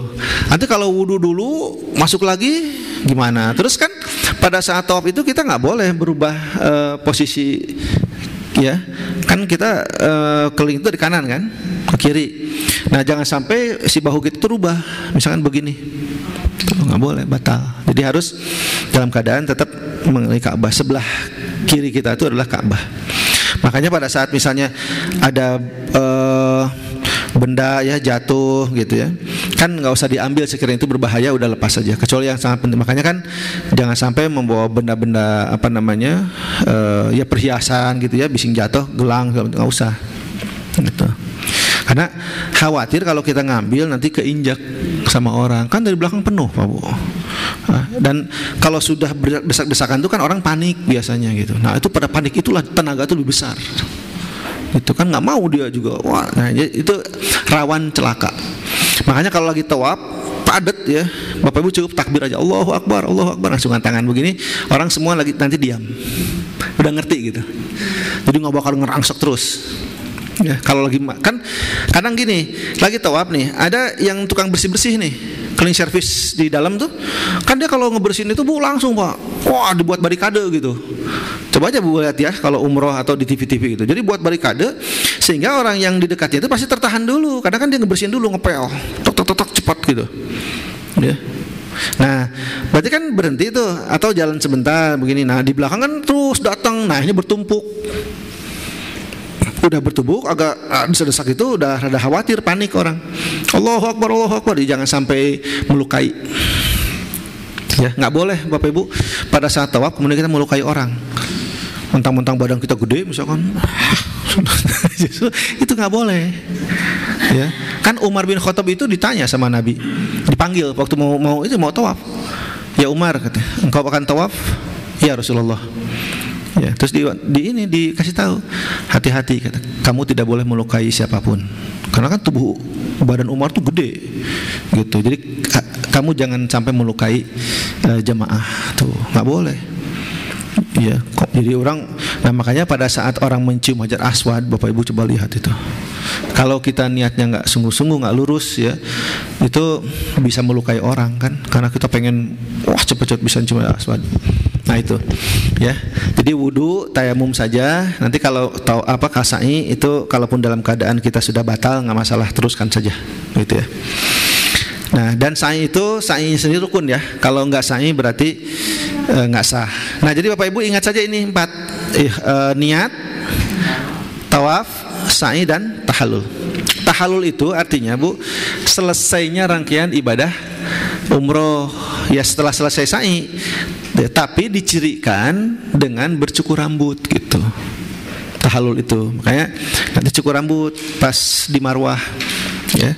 Yang tadi sudah disampaikan ada doanya, cara mengguntingnya berapa senti untuk nanti digundulnya atau dibotaknya atau mau dipendekannya di barbershop gitu. Nanti kita pulang tuh banyak Bapak Ibu ya apa namanya ya pangkas rambut gitu ya. Nanti tawarin ke Bapak ya, ntar orang Pakistan, orang India ya, orang Yordan itu Yaman butak stenaon butak si orang botak dia digundul dibotak gitu meureun maksudna butak ya haj butak naon cek abdi butak maksudnya oh istilahnya tuh kalau halak itu pendek, kalau mus itu gundul kalau bahasa Arabnya. Ada halak wala mus atau qasir itu pendek, qasir wala mus set 5 menit gitu Pak Gundul barisaan dah.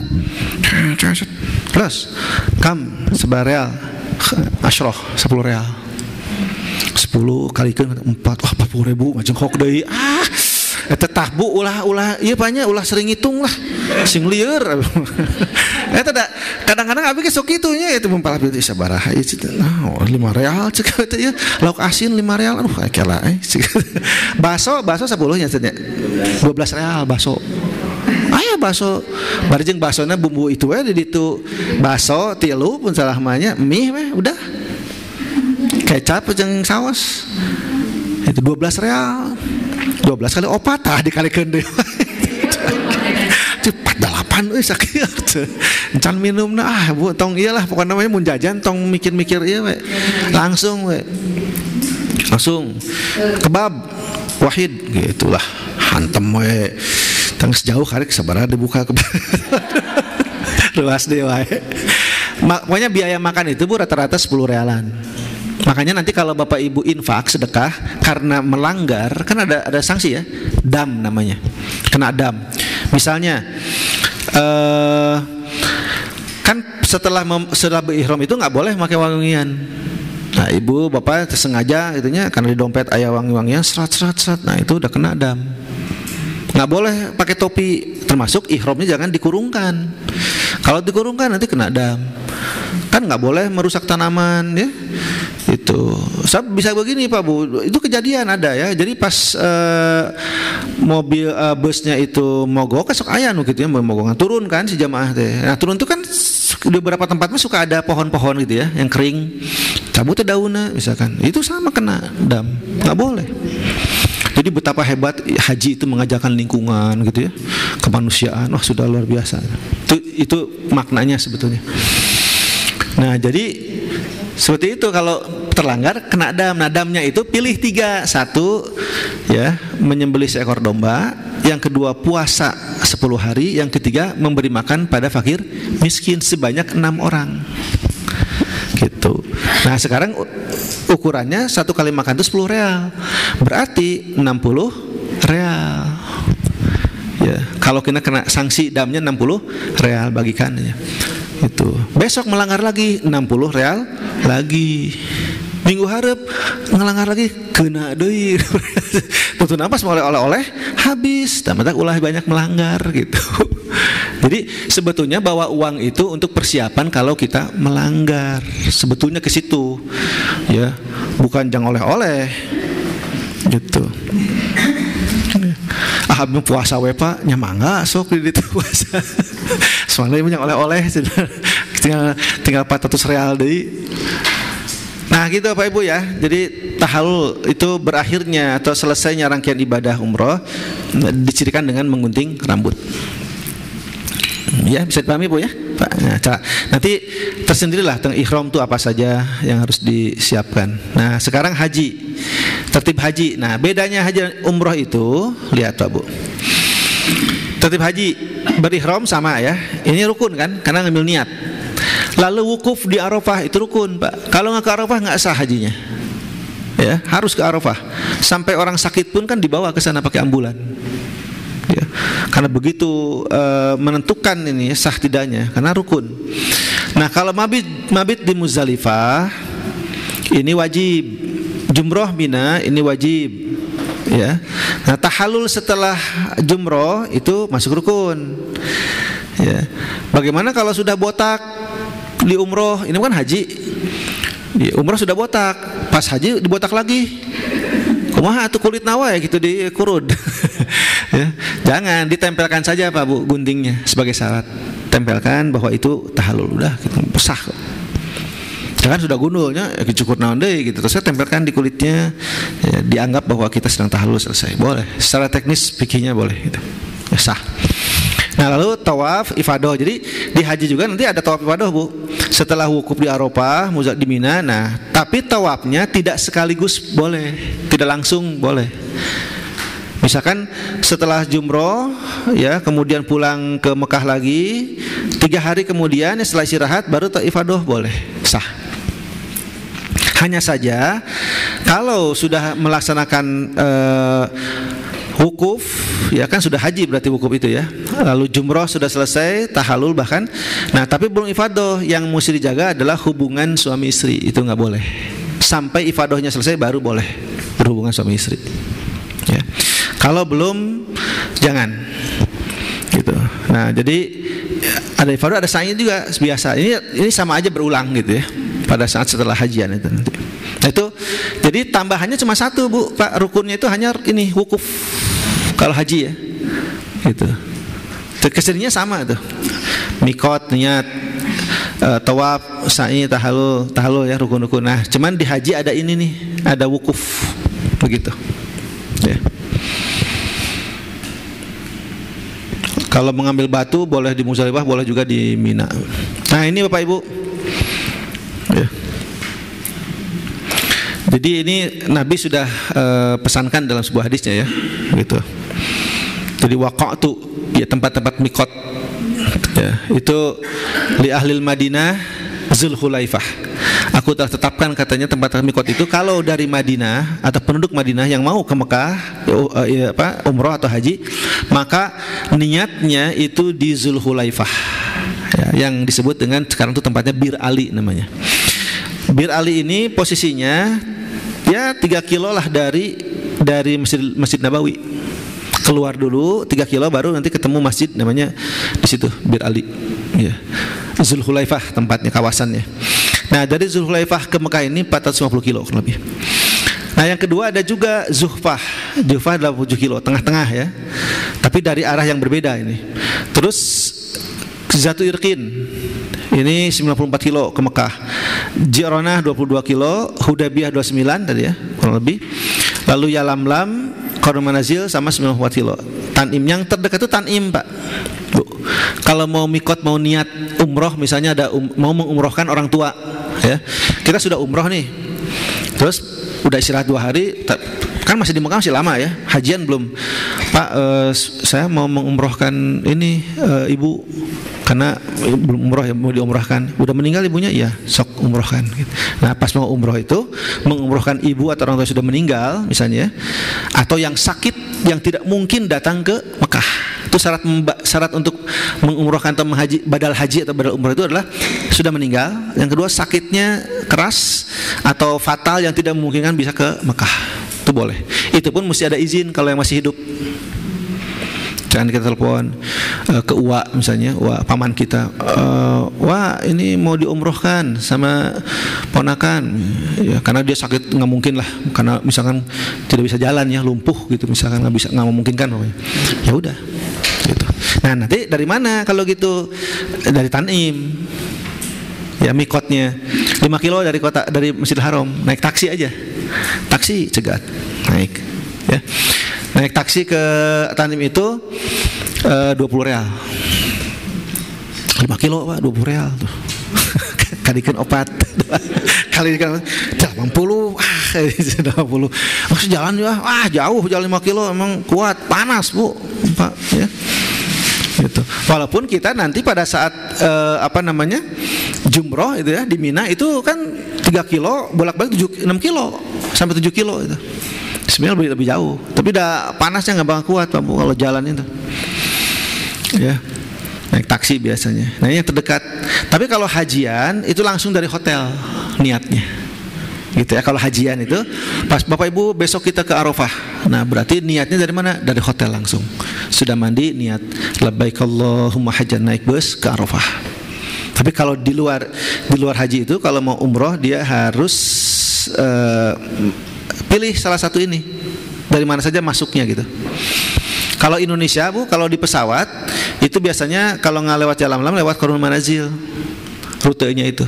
Nah berarti di sini kalau tidak salah 10 menit sebelum landing ya, kalau nggak salah segituan lah. Kapan pesawat cepat Pak? Jadi jangan nunggu nanti pas di Yalamlam, enggak, tapi mungkin 2 menit lagi akan lewat, itu kita sudah niat. Karena kan pesawat cepat, gitu. Ya. Intinya jangan sampai kelewat, gitu ya. Nanti dikasih tahu. Apalagi kalau haji, Bapak Ibu ya, haji itu pembimbing nanti kasih tahu. Bapak Ibu siap-siap, setengah jam lagi kita akan melewati Yalamlam atau Qarun Manazil. Ya, jadi pastikan tuh. Karena mungkin masih ada yang belum mengenakan ihram di pesawat itu. Bisa aja. Makanya kalau gelombang 2 Bapak Ibu ya, kita berihram itu dari embarkasi. Kalau ingin lebih nyaman gitu ya, udahlah di embarkasi pakai ihram aja. Ya. Kemarin kita dari Bekasi langsung, karena kan ditanya, Pak gimana ini keputusannya masing-masing KBIH. Bapak Ibu, kalau saya sarannya langsung saja berihram, langsung pakai ihram ya. Tapi nanti kan belum dibuka sebelah kanan kan. Cuma kalau mau tawaf baru dibuka sebelah kanan. Kalau nggak tawaf mah dikurungkan saja ke ini, biar hangat gitu di pesawat, nggak terlalu dingin. Cuma yang mesti hati-hati pada saat makan gitu aja. Kan makan teh di pesawat mah aya mejanya aja kecil gitu ya. Jadi hati-hati saja. Yang penting jangan najis lah. Kalau kena saus gitu ya, itu nggak apa-apa. Asal ulah seueur teuing we saos. Kaos mah kumaha ieu. Tapi yang mesti diganti mah yang kena najis kayak pipis. Makanya ini tantangan memang ya, ada plus minus. Kalau sudah berihram di pesawat itu pas mau pipis persoalannya. Karena toiletnya kan sempit pesawat itu. Boleh dibuka, boleh dalam kamar mandi ya dibuka.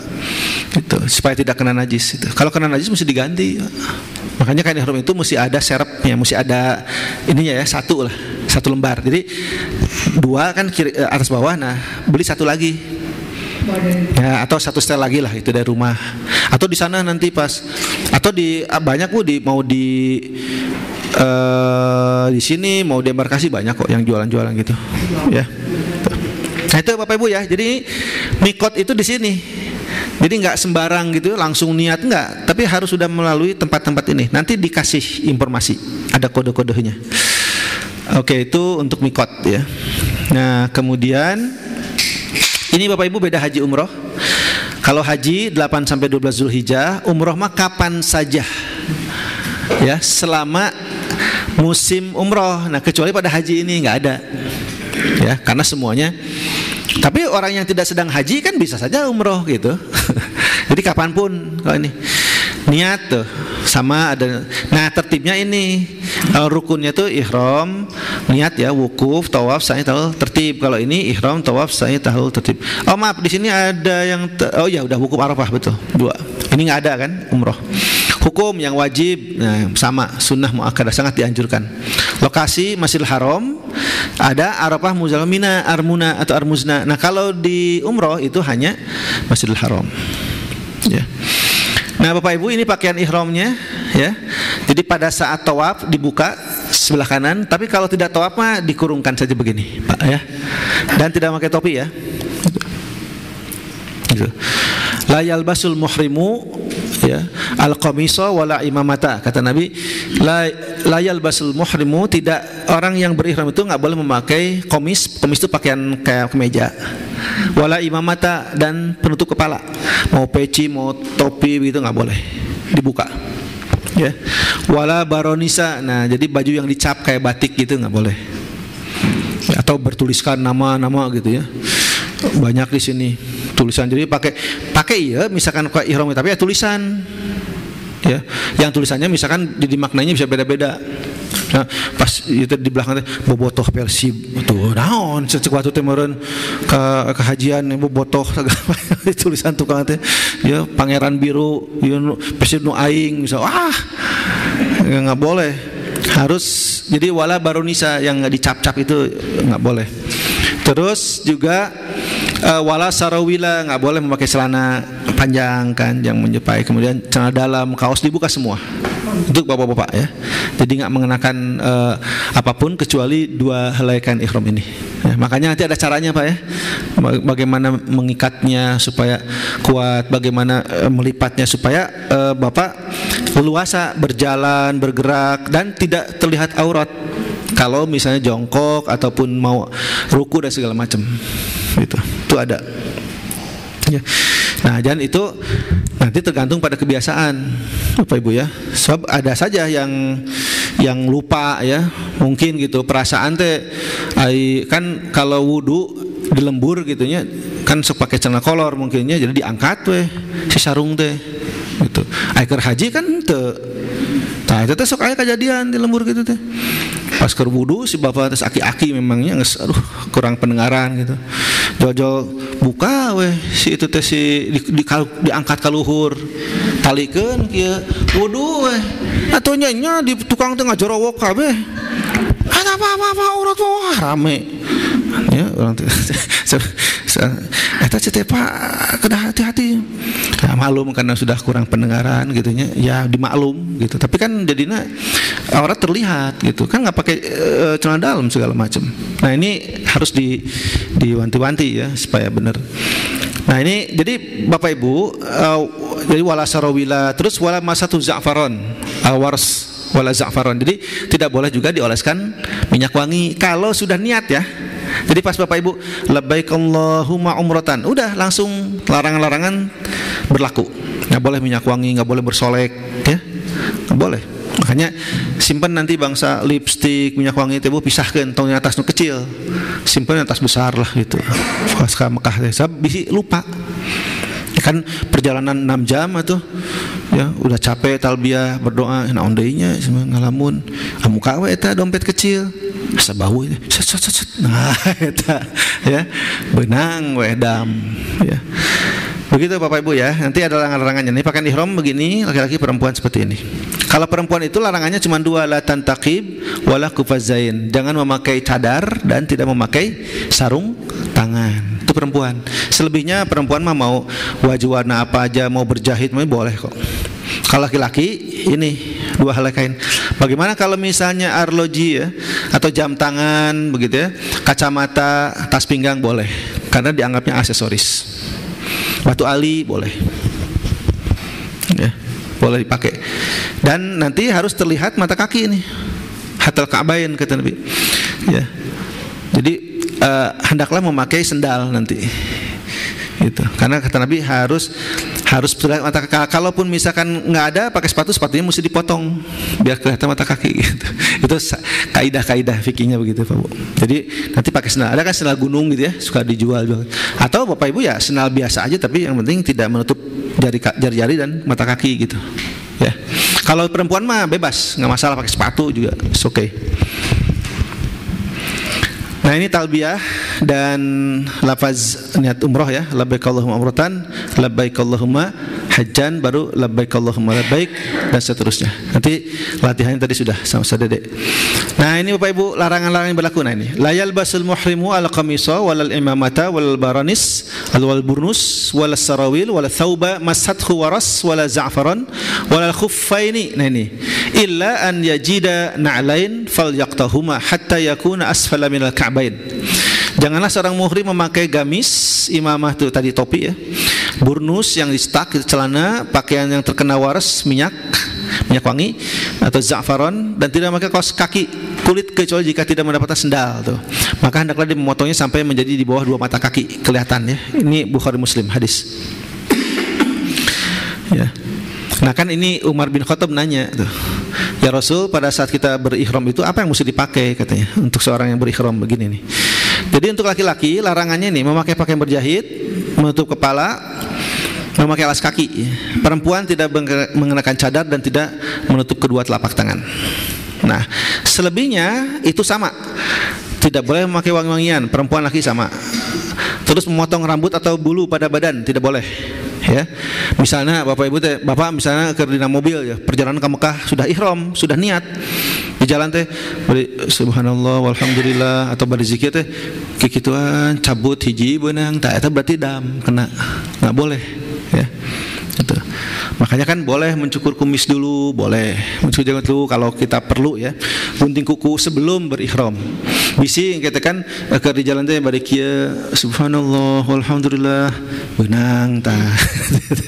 Kuku itu sama dengan mengerat, itu sama dengan memotong kuku, kena dam. Gitu Bapak Bu ya. Terus apalagi ini ya, pada saat berihram tidak boleh menikah atau menikahkan, juga berhubungan, nah, atau memulai ya pada permulaan bercumbu rayu, nggak boleh. Makanya bapak sama ibu nanti dipisah dulu pada saat berihram itu. Ibu-ibu di depan, bapak di belakang, ya duduk di bus itu, supaya jangan ini khawatir Ya kan kemarin waktu saya bilang itu ya, apalagi misalnya pengantin baru, terus hajian ya, duduk bersebelahan, ya, si ibu teh pan geus capek talbiyah teh, ngalen dia kasih bapak gitu kan, pundakna si bapak terus begitu, atuh permulaan itu teh nggak boleh justru ya, itu tos mah badi gitu terus, kamu balik situ langsung jadi nggak boleh, larangan, makanya dipisah dulu ya.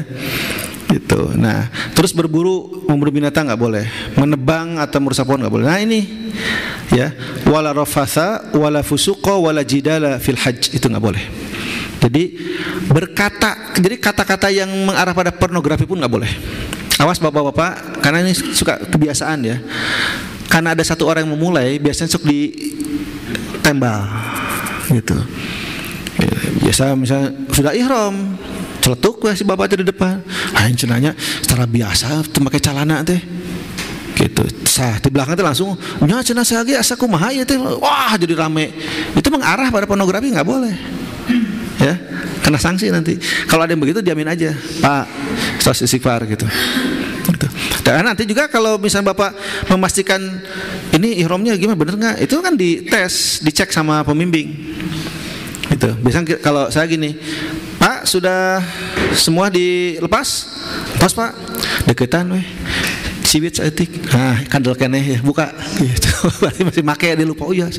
Karena suka ada yang begitu Bapak, baca teu naonnya ngangenu, nah dabi mah cenah ieu mah ieu enggak boleh. Tetap kecuali ada penyakit yang memungkinkan harus mengenakan celana dalam, ya, enggak. Gitu. Tapi kalau enggak boleh. Ya. Nah gitu Pak Bu ya, itu larangan dalam haji. Nah kalau terlanggar yang tadi itu, dendanya ini 1, kena dam ya. Nah termasuk Bapak yang hajinya tamatu Bu. Kalau haji tamatu maka dia terkena denda, tapi karena memilih haji tamatunya, bukan melanggar, tapi memilih haji tamatu, yaitu melaksanakan ini penyembelihan seekor domba atau kambing di sana nanti dikasih tahu sama pembimbingnya, dikumpulkan. Biasanya harga domba itu sekitar 500 real. Itu disiapkan 500 real ya. Kalau 2,5 juta lah untuk kambing. Itu wajib semuanya harus gitu ya. Bukan melanggar, tapi karena memilih tamatu. Tapi yang lain yang terlanggar tadi bisa menyembelih, ya, bisa meninggalkan, ya, atau nah ini puasa 3 hari di tanah, 3 hari di sana, 7 hari di tanah air. Nah kemudian fidyah atau bersedekah, ya, begitu. Untuk 10 hari atau untuk 6 orang fakir miskin. Begitu. Ini bagi jamaah yang melakukan pelanggaran haji berikut. Nah itu mencabut. Ya ada nanti insya Allah bisa dibaca. Begitu. Kemudian enggak Pak Asep, pernah sekedap deh. Enggak. Kemudian nah ini pas tawafnya Bapak Ibu ya, nanti kan arah segala macam sudah mafhum lah di kaji. Kemudian nah ini pada saat tawaf biasa ya, tadi sudah jelaskan istilah Bismillah Allahu Akbar, kemudian Subhanallah walhamdulillah dan seterusnya. Diibaratkan mencium Hajar Aswad tapi dengan istilah. Nah ini syarat sahnya tawaf, suci, tutup aurat ya. Sekali tawaf di luar Ka'bah tapi masih dalam Masjidil Haram. Kemudian doa minum air zam-zam. Ini kalau minum ya mubah saja. Pak hukumnya apa minum air zam-zam? Boleh, mubah. Tidak ada haram, tidak ada sunnah. Karena haus kan minum aja gitu. Tapi doanya ini, Allahumma inna nas'aluka ilman nafi'an wa rizqan wasi'an wa shifaan min kulli da'in wa saqamin, baru minum. Ya. Kalau minum air zam-zam boleh berdiri, Pak. Enggak apa-apa. Duduk ya lebih bagus, tapi kalau berdiri pun nggak apa-apa kalau minum zam-zam. Ya. Nah, kemudian doa yang lain. Nah ini biasa ya. Kalau sudah nanti pada saat sa'i doanya apa saja. Nah nanti ada doanya. Kemudian zikirnya sama Pak. Pada saat ini Bu ya, turun jalan. Nah ini sama, kecuali pas 2 pilar hijau, nanti ada pilar ada lampu hijau. Nah baru doanya ini, Rabbighfir warham wa'fu wa takarram dan seterusnya. Nanti ya latihan doa-doanya nanti bisa menyusul. Sekarang Bapak Ibu pahami saja dulu alurnya secara fikih apa saja ibadah haji dan umrah itu. Nah ini sama juga tuh ya, nanti pada saat sa'i begitu. Nah ini tata cara.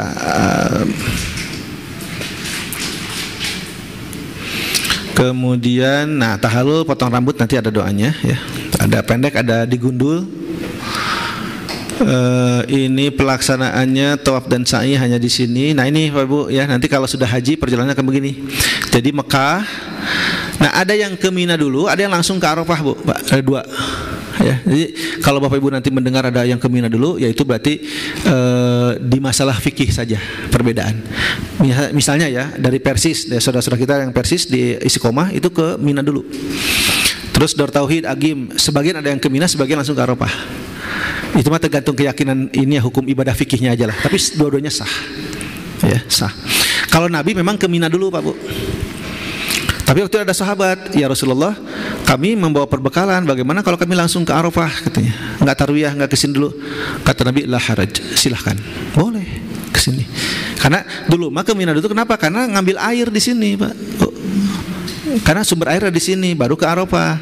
Oh sekarang di Arafah sudah ada air kan, makanya boleh langsung ke sini. Itu hukum fikih aja, dua-duanya boleh. Ya, karena kan di sana tuh Bapak Ibu hukum fikihnya berkembang. Ada Imam Malik, Imam Syafi'i ya, mazhab-mazhabnya banyak. Kita aja NU, Muhammadiyah, Persis, Al-Wasliyah beda-beda. Tapi sepanjang itu ada dalil dan itu adalah cabangnya saja, jalankan aja dengan keyakinan masing-masing. Ya. Oh iya, kena Sayyidina, iya itu Sayyidina nggak masalah Bu, jangan dipertentangkan Pak ya. Jadi pas Allahumma sholli ala Sayyidina Muhammad wa ala ali Sayyidina, enggak. Atau enggak Allahumma sholli ala Muhammad wa ala Muhammad, sah, boleh gitu ya. Nah ada yang kesini, ada yang langsung. Tapi tiga ini nanti biasa dilewati. Ya. Kemudian nanti pada saat di Mina ya berarti jumrohnya. Nah ini Pak wukuf ya, wukuf di Arafah, kemudian mabit di Muzdalifah. Ya, nah Bu lihat suasana Muzdalifah nih. Kalau Arafah itu ada tenda, tapi di Muzdalifah mah nggak ada tenda. Jadi yang namanya manusia itu, waduh tidur di pasir lah gitu, saking capeknya lelah gitu tuh ya. Tuh lihat, ya. Ada yang belum makan, belum ini, wah kasih apel, kasih, wah saling membantu. Nah di sini sampai lewat jam 12 malam baru diangkut lagi pakai bus. Wah Bu, ribuan busnya juga. Ya. Gitu. Ini luar biasa, makanya memang akan capek lelah, tapi insya Allah ya indah gitu. Nah ini pada saat tawaf nanti, jumroh Aqabah Wusta nanti ini lagi lah diarahkan lagi. Ini aja dulu. Oke ya. Nah ini dalilnya kenapa kita umroh dan segala dalil hadisnya, dalil Qurannya sudah jelas. Baik. Nah sedikit lagi, untuk apa kita Bapak Ibu berumroh? Satu, untuk mendekatkan diri tadi ya kepada Allah. Nah ini niat kita haji dan umroh. Satu, mendekatkan diri kepada Allah melalui umroh, tawaf, salat dan zikir. Yang kedua, untuk apa kita berhaji dan berumroh? Untuk napak tilas dan mengikuti perjuangan Rasulullah ya. Gitu, perjuangan. Jadi Bapak Ibu nanti akan tahu perang Khandaq, perang Uhud itu akan dilihatkan tempat-tempatnya ya. Terus cetakan Al-Qur'an, percetakan Quran dan sebagainya. Nah kemudian untuk mengungkapkan rasa syukur atas berbagai nikmat ya, kita kesana itu. Berikutnya adalah nah ini untuk memperkuat silaturahim sesama umat Islam. Nanti Bapak Ibu ketemu dengan orang Aljazair, dengan orang Filipina, dengan orang Amerika, dengan orang Rusia ya. Bahasa berbeda-beda ya, orang Afghanistan, wah gitu. Nah di sini mungkin saja bahasa bisa bermacam-macam gitu ya. Tapi nggak usah khawatir Bapak Ibu ya, karena mereka kalau sudah bilang assalamualaikum pasti jawabannya waalaikumsalam sama ya, istiqbalnya sama. Cuma kalau belanja nggak usah khawatir lah, orang Arab itu sudah pada bisa bahasa Indonesia Pak Bu. Bahkan bahasa Sunda kadang-kadang mah kadariu si Arab dan naon kadariu Sunda pada suka nanya anta menen Indonesia, anta kalam Indonesia ayo. Tapi saya bilang Indonesia tuh bahasa dasarnya banyak. Wah, apa aja? Sundawi. Oh, gimana Sunda? Kalau ini bilangan ya, wahid itsnan, hiji, dua, tilu ditulis Pak. Kemana tuh Bu? Hiji, kata ini dua, tilu. Keserian we enggak kenyang si Arab eta nu daragang. Jadi iya Pak Bu, baragus. Ibu-ibu komonya ibu kadariu 5 ribuan diobral. Jangan nggak usah khawatir. Tapi yang penting itu adalah niat kita ya, tidak boleh menghina, tidak boleh orang kulit hitam misalnya di Afrika suka harewas ibu teh, eta hidung pisannya hidung nanti hidung dop. Memang aya metalik jadi wah nggak boleh Pak Bu ya, nggak boleh. Jadi kalau misalkan lihat ada orang Afrikanya hidung pisan, ya subhanallah ya Allah, ya begitu indah Allah menciptakan manusia gitu ya. Soalnya hidung nanti degradasi Pak Bu, aya nu hidung pisan, nu hidungnya terada coklat terus mereka siga urang gitu ya warna teh aya. Nah jadi tidak boleh saling menghinakan dan sebagainya. Lalu untuk apa kita haji umrah? Untuk menyaksikan tanda-tanda kuasa Allah Subhanahu wa taala. Nah ini Bapak Ibu ya, di Ka'bah itu peninggalan-peninggalan bersejarah. Terus yang terakhir, nah ini ya, untuk menyampaikan doa dan harapan di sana. Kemudian nah ini ya, al-umrah kafatul lima bainahuma wal hajjul mabrur laisa lahu jazaa illa al jannah. Itu hadis Bukhari Muslim. Jadi umrah ke umrah itu penggugur dosa, dan haji mabrur tidak lain balasannya kecuali surga ya. Baik, ini doa dari kami. Allahumma ja'alhu hajjan mabruran ya, sama-sama. Allahumma ja'alhu hajjan mabruran wa dzamban maghfuran wa sa'yan mashkuran. Ya Allah, jadikanlah haji kami ini haji yang mabrur, dosa-dosanya diampuni ya, sa'i dan usahanya disyukuri begitu ya, wa tijaratan lan taburo, dan perniagaannya tetap beruntung, tidak ada yang rugi. Amin ya rabbal alamin ya. Boleh sampai sini, doanya mau panjang boleh ya begitu. Jadi mudah-mudahan perniagaannya tetap beruntung, karena yang kita keluarkan itu Bapak Ibu uang untuk untuk ONH, ongkos naik haji itu sesungguhnya masuk kategori infak fisabilillah ya. Jadi insya Allah Allah akan ganti, Allah akan tumbuhkan ya perniagaan kita, jangan khawatir. Terima kasih atas perhatiannya. Dari saya cukup sekian. Assalamualaikum warahmatullahi wabarakatuh. Selain ini di break dulu ya.